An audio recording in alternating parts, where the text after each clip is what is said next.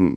क्या कभी ये ख्याल आया है कि बचपन से हमें जो एक सलाह दी गई है ना, मतलब खूब पढ़ाई करो, अच्छे नंबर लाओ और बस एक सुरक्षित नौकरी पालो। हम बिल्कुल। हाँ, तो क्या ये असल में अमीर बनने का ब्लूप्रिंट है, या फिर मेरा मतलब है जिंदगी भर गरीब बने रहने का सबसे पक्का रास्ता है? देखिए, ये एक ऐसा झूठ है जिसे हमारे समाज ने बिना कोई सवाल किए बस सच मान लिया है। मतलब ये सलाह शायद 1945 से पहले पैदा हुए लोगों के लिए बहुत अच्छी काम करती थी। सही कहा। पर आज के इस तेजी से बदलते दौर में ना, ये किसी को भी बहुत बड़े वित्तीय जोखिम में धकेल सकती है। बिल्कुल। और आज के इस गहरे विश्लेषण का हमारा मिशन इसी भ्रम को तोड़ना है। ये कोई आम चर्चा नहीं है। असल में ये एक ऐसा ऑडियो बुक अनुभव है जो सीधे तौर पर रॉबर्ट कियोसाकी के रिच डैड पुअर डैड के सिद्धांतों पर आधारित है। हाँ, और ये किताब तो खैर एक क्लासिक है ही। एकदम क्लासिक है। मतलब आज की जो युवा पीढ़ी है वो इस बात को समझ रही है कि बिल गेट्स या माइकल जॉर्डन जैसे लोग सिर्फ अपनी डिग्रियों की वजह से तो अमीर नहीं बने। बिल्कुल नहीं। वे जानते हैं कि दुनिया का सिस्टम अब बदल चुका है। तो आज हम यही डिकोड करने वाले हैं कि दुनिया के टॉप 5% अमीर लोग पैसे के बारे में अपने बच्चों को ऐसा क्या सिखाते हैं जो स्कूल कभी नहीं सिखाते। और इसकी शुरुआत करने के लिए मैं कहूंगा कि उस कहानी से बेहतर कुछ नहीं जिसने इस पूरी फिलॉसफी की नींव रखी। हाँ, वो दो पिताओं की कहानी। वही, यहीं से असल फर्क समझ में आता है। मतलब एक तरफ उनके पुअर डैड हैं जो बहुत ज्यादा पढ़े लिखे हैं, पीएचडी होल्डर हैं, लेकिन वो पूरी जिंदगी पैसों के लिए बस संघर्ष ही करते रहे। और दूसरी तरफ उनके रिच डैड हैं जो अभी 8वीं कक्षा भी पास नहीं कर पाए थे। बाप रे, 8वीं भी नहीं? हाँ, 8वीं भी नहीं, लेकिन बाद में वे हवाई राज्य के सबसे अमीर लोगों में से एक बने। और दिलचस्प बात यह है कि दोनों ही बहुत कड़ी मेहनत करने वाले लोग थे, लेकिन उनके सोचने का जो, जिसे हम ऑपरेटिंग सिस्टम कह सकते हैं, वो एकदम अलग था। बिल्कुल अलग था। जैसे वो जो पढ़े लिखे गरीब पिता थे ना, वो मानते थे कि पैसे का प्यार हर बुराई की जड़ है, जबकि अमीर पिता का मानना था कि पैसे की कमी हर बुराई की जड़ है। मतलब एक शब्द का फेर है, लेकिन पूरा नजरिया ही बदल गया। एकदम सही कहा। और ये नजरिया न सिर्फ बातों तक सीमित नहीं था, ये इस बात को तय करता था कि उनका दिमाग काम कैसे करेगा। कैसे? मतलब एक बहुत ही शक्तिशाली मानसिक कसरत है जिसे समझना जरूरी है। जब भी कोई महंगी चीज सामने आती थी तो गरीब पिता हमेशा कहते थे कि मैं इसे नहीं खरीद सकता। हाँ, जो कि हम में से ज्यादातर लोग कहते हैं। बिल्कुल, लेकिन अमीर पिता ने इन शब्दों पर सख्त पाबंदी लगा रखी थी। उनका नियम था कि हमेशा पूछना है, मैं इसे कैसे खरीद सकता हूँ। अरे वाह, इसके पीछे का विज्ञान सच में बहुत दिलचस्प है। मतलब मैं सोच रही थी कि जब कोई इंसान कहता है मैं इसे नहीं खरीद सकता, तो उसका दिमाग काम करना ही बंद कर देता है। एकदम सही। ये बिल्कुल वैसा है जैसे किसी स्मार्टफोन का वाईफाई बंद कर देना। अब डिवाइस तो डब्बा बन गया है, वो कोई सिग्नल नहीं पकड़ेगा। हाँ, सही उदाहरण है। लेकिन जब कोई पूछता है कि मैं इसे कैसे खरीद सकता हूँ, तो मानो वाईफाई चालू हो गया। अब दिमाग समाधान, रास्ते और नए आइडियाज खोजने के लिए मजबूर हो जाता है। बिल्कुल, और इसीलिए असली फर्क आमदनी का नहीं होता, बल्कि सोच के इसी ऑपरेटिंग सिस्टम का होता है। और इसी खराब ऑपरेटिंग सिस्टम का नतीजा ये होता है कि इंसान एक ऐसे जाल में फंस जाता है जिसे रैट रेस या चूहा दौड़ कहा गया है। हाँ, रैट रेस। और ये रैट रेस शुरू कैसे होती है, इसका एक बहुत ही मजेदार किस्सा है किताब में। अरे हाँ, वो बच्चों वाला किस्सा। बिल्कुल, जहाँ 9 साल के 2 बच्चे होते हैं, रॉबर्ट और माइक। वो अमीर बनने के लिए टूथपेस्ट के पुराने ट्यूब पिघलाकर शीशे के नकली सिक्के बनाने लग जाते हैं। हाँ, हमने लगा कि पैसा बनाने का तो यही तरीका है। उन्हें सच में लगा कि वो अमीर बन रहे हैं। वैसे तकनीकी रूप से देखा जाए तो सरकारें और बैंक भी तो यही करते हैं, वे पैसा बनाते हैं। हाँ, वो तो है। लेकिन क्योंकि वे बच्चे थे इसलिए ये गैर कानूनी था। खैर, इस घटना के बाद अमीर पिताओं ने असल जिंदगी का सबक सिखाने का फैसला करते हैं। और फिर वो क्या करते हैं? वे दोनों बच्चों को अपने सुपरमार्केट में डिब्बों से धूल साफ करने की नौकरी देते हैं, और वो भी सिर्फ 10 सेंट प्रति घंटे की दर से। सिर्फ 10 सेंट? ये तो उस जमाने के हिसाब से भी देखा जाए तो सीधा सीधा शोषण था। मतलब जाहिर है उस बच्चे को गुस्सा तो आना ही था, वो नौकरी छोड़ना चाहता था। और मजे की बात यह है कि अमीर पिता यही चाहते थे। अच्छा? हाँ, वे समझाते हैं कि जिंदगी इसी तरह इंसान को धक्के मारती है। मतलब देखिए, ज्यादातर लोग जब आर्थिक रूप से परेशान होते हैं तो वो अपनी नौकरी, अपने बॉस या अपनी तनख्वाह को दोष देने लगते हैं। हाँ, कि बॉस खराब है या पैसे कम हैं। बिल्कुल, वे सोचते हैं कि थोड़ी सी तनख्वाह बढ़ जाने से उनकी सारी समस्या सुलझ जाएगी। लेकिन असल समस्या बाहर नहीं, उनके अंदर छिपी भावनाएं होती हैं, डर और लालच।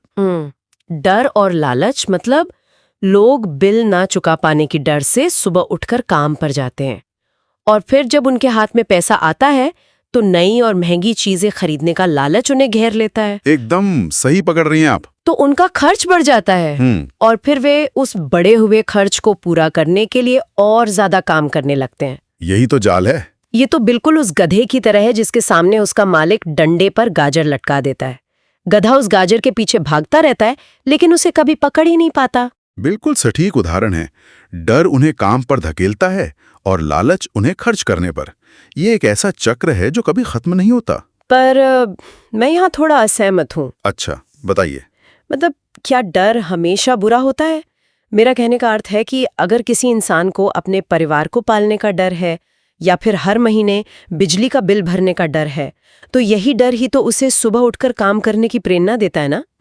ये सवाल बहुत लोग पूछते हैं। तो क्या ये समाज को चलाने के लिए एक जरूरी बुराई नहीं है? देखिए, डर होना पूरी तरह से स्वाभाविक है।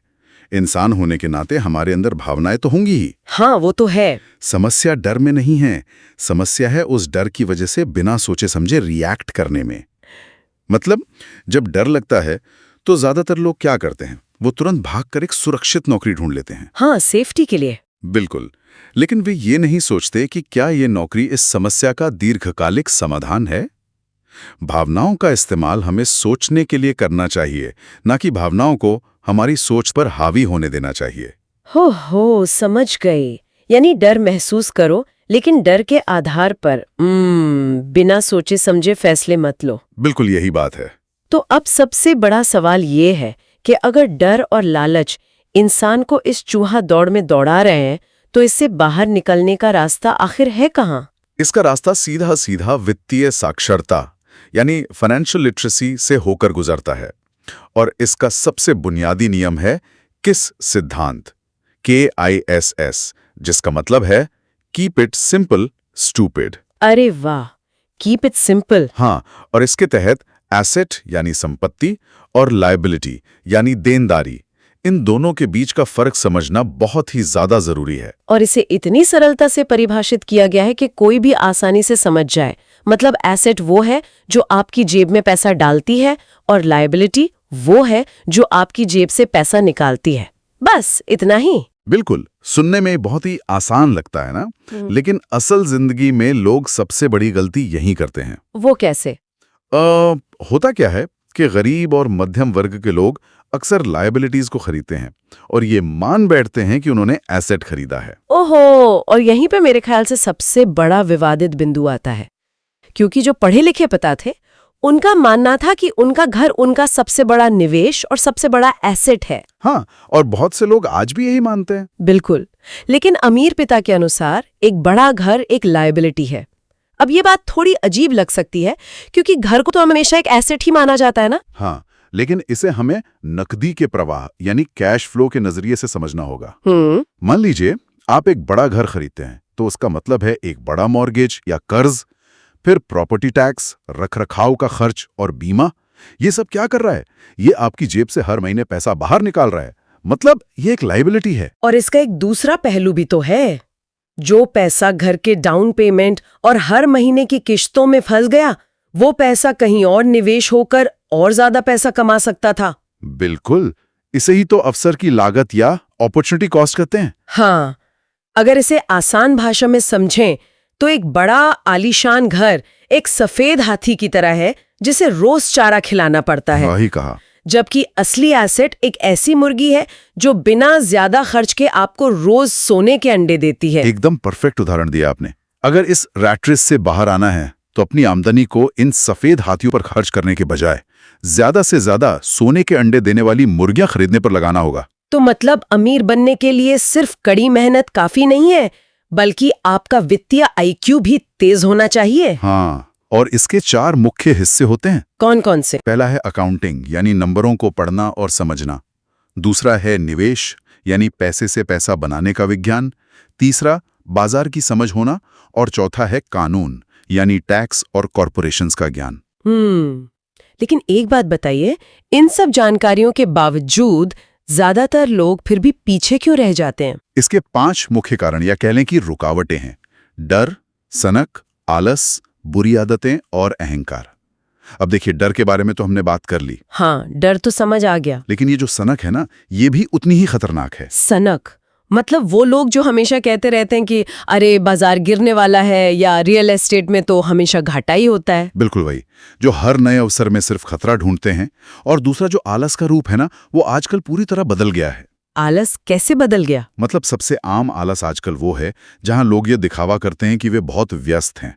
वे अपनी वित्तीय स्थिति को सुधारने के लिए समय निकालने के बजाय जानबूझकर अपनी नौकरी या टीवी देखने में खुद को व्यस्त रखते हैं, ताकि उन्हें असलियत का सामना ना करना पड़े। बिल्कुल।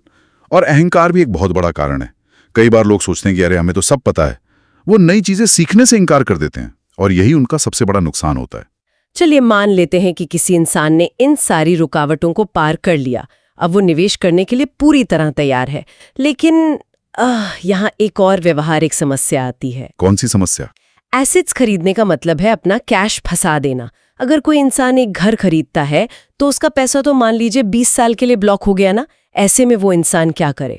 यहीं पर निवेश की दुनिया का एक बहुत ही दिलचस्प सिद्धांत काम आता है। किताब में इसे इंडियन गिवर कहा गया है। Indian giver? हाँ, इसका नाम भले ही थोड़ा अजीब लगे, जो अमेरिका के पुराने सांस्कृतिक इतिहास से जुड़ा है, लेकिन इसका वित्तीय मैकेनिज्म बहुत ही शानदार है। अच्छा, वो कैसे? निवेश में इसका मतलब यह है कि आपका सबसे पहला सवाल यह होना चाहिए कि मेरा मूल पैसा यानी प्रिंसिपल अमाउंट मुझे कितनी जल्दी वापस मिलेगा। सबसे पहले मूल पैसा। हाँ, और दूसरा सवाल कि उस पैसे के वापस आने के बाद मुफ्त में मुझे क्या मिल रहा है। हाँ, इसे एक उदाहरण से समझते हैं। जैसे मान लीजिए एक निवेशक ने $50,000 में फोरक्लोजर वाला एक घर खरीदा। अब जिन सुनने वालों को नहीं पता, फोरक्लोजर का मतलब है वो प्रॉपर्टी जिसे बैंक ने कर्ज न चुका पाने पर जब्त कर लिया हो। बिल्कुल, और बैंक उसे सस्ते में नीलाम कर रहा हो। हाँ, तो उस निवेशक ने सर्दियों के मौसम में उस घर को $2500 प्रति महीने के किराए पर दे दिया। अब नतीजा ये हुआ कि सिर्फ 3 साल के अंदर उसे अपना पूरा मूल पैसा वापस मिल गया। और देखिए, असली जादू तो इसके बाद होता है। हाँ, 3 साल बाद वो जो मूल पैसा वापस आ गया, उसे अब किसी और जगह निवेश किया जा सकता है, लेकिन वो जो घर है, वो संपत्ति अभी भी उसी निवेशक के पास है। अरे हाँ, और वो भी बिल्कुल मुफ्त में। बिल्कुल मुफ्त में। अब वो जीवन भर उसे हर महीने किराया कमा कर देती रहेगी। निवेश की भाषा में इसे कहते हैं अनंत रिटर्न या इन्फिनिट आरओआई। ये तो बहुत ही गजब का कॉन्सेप्ट है, लेकिन यहाँ ना आम आदमी की एक बहुत बड़ी शंका सामने आती है। वो क्या? मतलब ये सब सुनने में तो बहुत शानदार लगता है कि घर खरीदो फिर उसे किराए पर दो, लेकिन क्या इसके लिए शुरुआत में ही बहुत सारे अतिरिक्त पैसे की जरूरत नहीं होती? ये एक जायज सवाल है। एक आम इंसान जो पहले से ही अपनी ईएमआई और बिलों के बोझ तले दबा है, उसके पास निवेश के लिए एक्स्ट्रा पैसा कहाँ से आएगा? देखिए, यहीं पर हमारी बुरी आदतें हमारे आड़े आती हैं। इसका जवाब एक बहुत ही छोटे से सिद्धांत में छिपा है। खुद को सबसे पहले भुगतान करें। खुद को सबसे पहले? हाँ, पे योरसेल्फ फर्स्ट। आमतौर पर लोग क्या करते हैं, जब उनकी तनख्वाह आती है तो वे सबसे पहले अपने सारे बिल भरते हैं, और फिर महीने के अंत में अगर कुछ बचता है तो उसे निवेश करते हैं। हाँ, सभी ऐसा ही करते हैं। लेकिन अमीर लोग इसका ठीक उल्टा करते हैं। वे सबसे पहले अपनी कमाई का एक हिस्सा अपने एसेट कॉलम में डालते हैं और उसके बाद बिल भरते हैं। लेकिन एक बात बताइए, अगर ऐसा करने पर बिल भरने के लिए पैसा कम पड़ जाए या बिजली कटने की नौबत आ जाए, तो वो इंसान क्या करेगा? यही तो इस सिद्धांत का सबसे मजबूत हिस्सा है। कैसे? जब बिल भरने के लिए पैसे कम पड़ते हैं तो अमीर लोग अपनी बचत या निवेश को नहीं तोड़ते।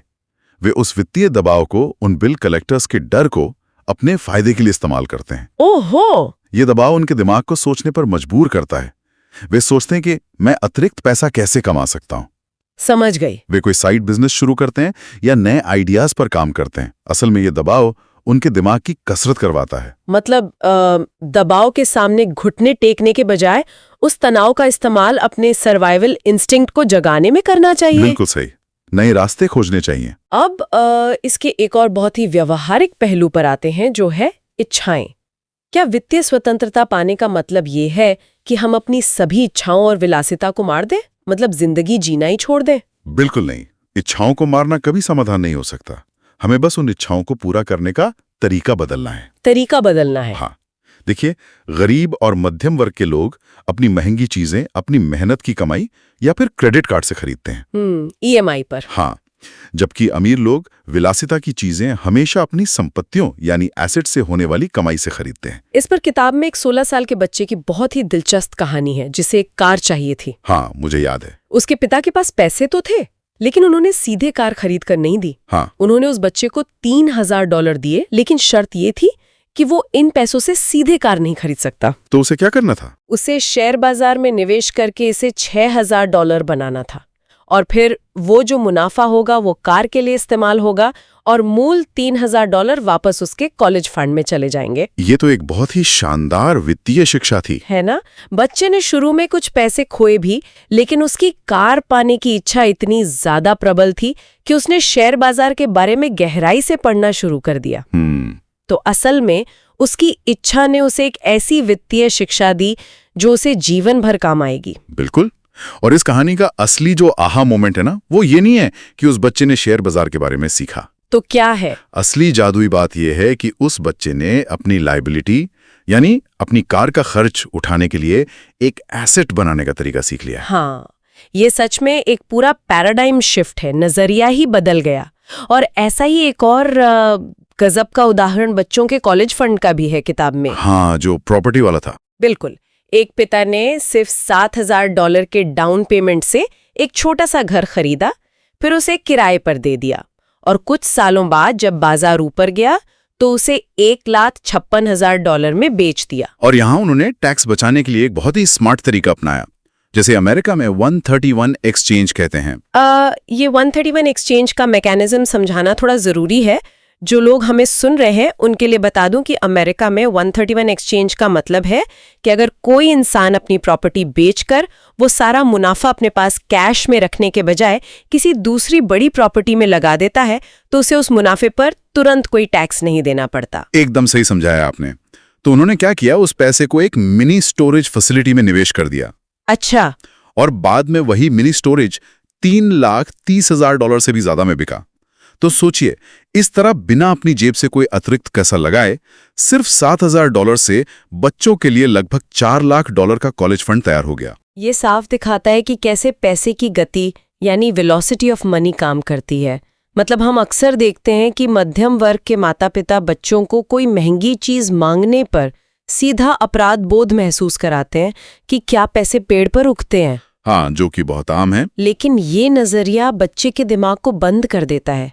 इसके बजाय बच्चे की कोई महंगी चीज पाने की इच्छा को उसकी वित्तीय समझ जगाने के लिए एक टूल के रूप में इस्तेमाल करना, ये सच में एक क्रांतिकारी विचार है। बिल्कुल, क्योंकि इच्छा या लालच हमेशा बुरा नहीं होता।